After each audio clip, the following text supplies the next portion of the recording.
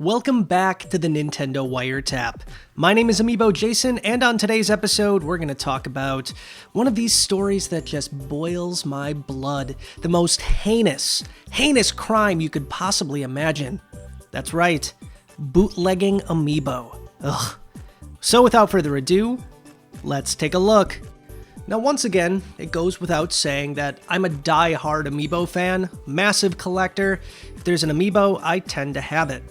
Now, the guts of an Amiibo are pretty basic. If you've ever seen an episode of Custom Conquest, you know that the NFC chip is really tiny. It's very easily removed, and unfortunately, it's incredibly easy to duplicate. I mean, you could go on Amazon and buy hundreds of NFC tags, and if you had the know-how and the technology, you could technically bootleg Amiibo to your heart's content.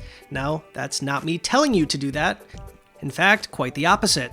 I'm not a big fan of this entire bootlegging Amiibo process. I mean, right now, if you go on eBay, there are hundreds and hundreds of listings for bootleg Amiibo.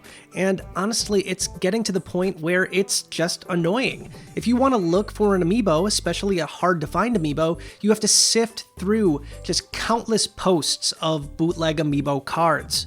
And that's where this story comes in. According to reports, a Taiwanese man was arrested after selling loads of fake Amiibo cards. Essentially what this guy was doing was finding artwork of hard-to-find Amiibo characters and throwing in an NFC tag with bootleg Amiibo data on it. Do they work? Yes. Are they illegal? Absolutely.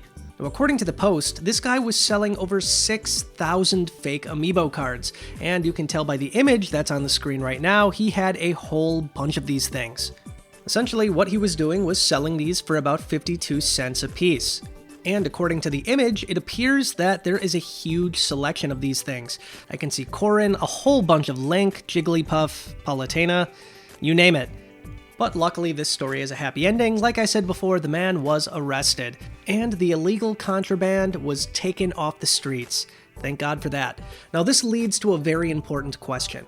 What do you guys think about bootleg Amiibo cards? Now, you might know, on Custom Conquest, we've actually made Amiibo cards in the past, but the big difference between what they do and what we do, we actually take a legitimate NFC chip from an Amiibo to make said card.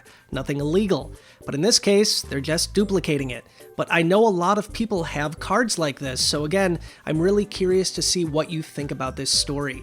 Like I said before, I think any kind of bootleg thing and any kind of hobby just completely devalues other people's collections, and it kind of ruins the fun in general. So I am completely on the side of it's pretty bad to do this kind of thing.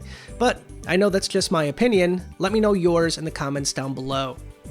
And that's going to wrap up tonight's Nintendo Wiretap. I'll see you soon with yet another episode, but until then, stay wired in. Bye, guys.